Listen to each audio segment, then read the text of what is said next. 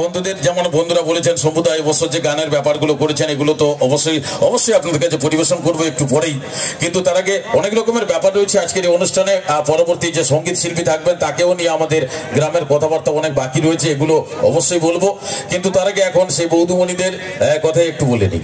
তো বন্ধু অনেকে আবার বলছেন যে সমুদা মাথায় যে চুল নেই এটা কি স্টাইল? না দাদা, কি স্টাইলের কথা? কোন স্টাইল নয় দাদা। ঘটনা হচ্ছে দাদা সবার জীবনে একটা না একটা স্টাইল আছে, সেটা আমার ঠাকুমার হলেও দেখবেন দাদা এটা আমার জীবনে একটা খুচরো স্টাইল। তবে দাদা সে খুচরো স্টাইল হোক আর নোটেরই স্টাইল হোক, স্টাইল কখন কোথায় কার জীবনে কাজে লেগে যাবে বোঝা মুশকিল করে ব্যাপার। একটু ব্যাস দেবেন তো হালকা, হ্যালো হ্যালো হ্যালো হ্যালো, একটু এইতে হ্যাঁ হালকা, থ্যাংক ইউ। তো সেই সঙ্গে বলিনি তো সবার জীবনে তো স্টাইল থাকে আর একটা না একটা স্টাইল থাকবে, এটা আমার জীবনে একটা খুচরো স্টাইল দাদা। সে খুচরো স্টাইল হোক আর নোটেরই স্টাইল হোক, স্টাইল কখন কোথায় কার জীবনে কাজে লেগে যাবে বোঝা মুশকিল করে ব্যাপার। যেমন স্টাইলের কথা বলতে গেলে আমার কথা বলুন, আমার এই স্টাইলটা আমি কিছুদিন আগে দীঘাতে কাজে লাগিয়ে দিয়েছি। কখন? মিরাকেল থেকে আসার পর বাড়ির কাছে বন্ধুরা আমাকে সবাই বললো, ওই আমি কি ওটা আসতে কথা কো, মিরাকেল থেকে এসে চল দীঘায় যাবো, পিকনিক হবে, ঢুকুঢুকু বুঝতে আছে তো?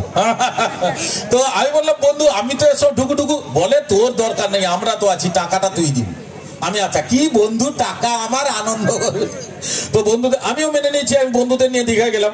দীঘায় যাওয়ার পর বন্ধুরা আমাকে বলছে দেখ ভাই তুই যেহেতু মিরাকেল থেকে এসছিস বাজার করে রান্না বান্না করে তোকেই খাওয়াতে হবে, আমরা একটু ঘুরতে গেলাম, এই নে বাজারের ব্যাগ। দাদা আমার হাতে বাজারের ব্যাগ দিয়ে তারা ঘুরতে গেছে। এবার আমি বাজারে গেছি, বাজার করার পরেই মাছের দোকানে গেছি, মাছ কিনে বন্ধুদের রান্না করে খাওয়াবো। মাছের দোকানে গিয়ে যখন দেখি অনেকে অনেক রকমের মাছ নিয়ে বসছেন, তার মধ্যে একজন ঠাকুমা সমুদ্রের মাছ নিয়ে বসছেন, মানে যেটা আমরা ঘরোয়া কথা বলি নোয়া মাছ। হ্যাঁ হ্যাঁ নোয়া মাছ। তো ঠাকুমা আবার দু রকমের মাছ নিয়ে বসছেন, এক সাইডে আছে তেল তাঁবড়ি আর এক সাইডে আছে রূপা বাটিয়া। সে যে বাটিয়াই হোক দাদা গন্ডগোল আলাদা জায়গা। গন্ডগোলটা কি? ইংরেজ সাহেব উনারও এসছেন দীঘাতে আর উনারও বাজারে গেছেন, গিয়ে যখন দেখেন এই ঠাকুমা অনেক রকমের মানে বাজারে অনেক রকমের মাছ, সেগুলো হয়তো উনারা জানেন, কিন্তু এ ঠাকুমা এ লম্বা লম্বা মাছ, ইয়ে লাল লাল মাছ, এ কি মাছ, এইটা জানার জন্য সাহেবরা ঠাকুমার কাছে এসছেন। আর দাদা সাহেবরা তো সবসময় ইংরেজিতে কথা বলেন, আর এ ঠাকুমা এ আমাদের মেদিনীপুরের এ ঘরোয়া কথা ছাড়া অন্য কিছু জানেনি, বিরাট গন্ডগোল লাগিয়ে দিচ্ছে। আর সেই গন্ডগোলটা সলভ করলাম আমি কিভাবে। সাহেবরা এসেই প্রথমে ঠাকুমাকে জিজ্ঞেস করছেন, সাহেবরা তো স্টাইলে থাকেন, হোয়াট ইজ দিস ফিশ? ঠাকুমা বলতে কি ফিশ? কি ফিশ? উনা ফুসফাস চলবে নি, যা বলবো জোরে বলো, খরিদ্দারগিরি দেখাও জানি, ফুসফাস দেখি যাস লোক ডাকবো, তোমার ফুসুর বার কি দেবো? সাহেব বলে নো ফুসুর ফাসুর, হোয়াট ইজ দিস ফিশ? ঠাকুমা বলছে একবার বললে তুই কানে শোয়া জানি, কানে কি চড়কা পড়ছে? এত দোকানদার সব দাড়িপাল্লা ধরে বসে আছে, কি ফুস গো, দেখবো বাইক ঠুকি দেবো, তোমার ফুসফাস বার কি দেবো? সাহেবরা বলে নো বাইক ঠুকা, হোয়াট ইজ দিস ফিশ? তখন ঠাকুমার মনে হলো না এরা একটা কি জিজ্ঞেস করছে, তবে উত্তরটা দেবে কে? ঠাকুমা যখন দেখলো যে আমি মডেল নিয়ে সাইডে দাঁড়িয়ে আছি, ভাবলো এই মনে পারবে। আমাকে ঠাকুমা ডাকলো, এ ভাই এদিকে একটু শোন। আমি কি বাবা? ঠাকুমা বলে ভাই রে এরা ততক্ষণ থেকে কি ফুসফাস করছে, একটু উত্তরটা দিয়ে দে তো। আমি আচ্ছা ঠিক আছে আরেকবার বলুক, দিলে আমি উত্তরটা দেবো। দাদা ইংরেজের সঙ্গে বাংলা নেবো, মাথায় চুল নেই তবু একটু স্টাইল করে, না প্রচুর আছে এরকম করল, স্টাইল করে দাঁড়িয়ে।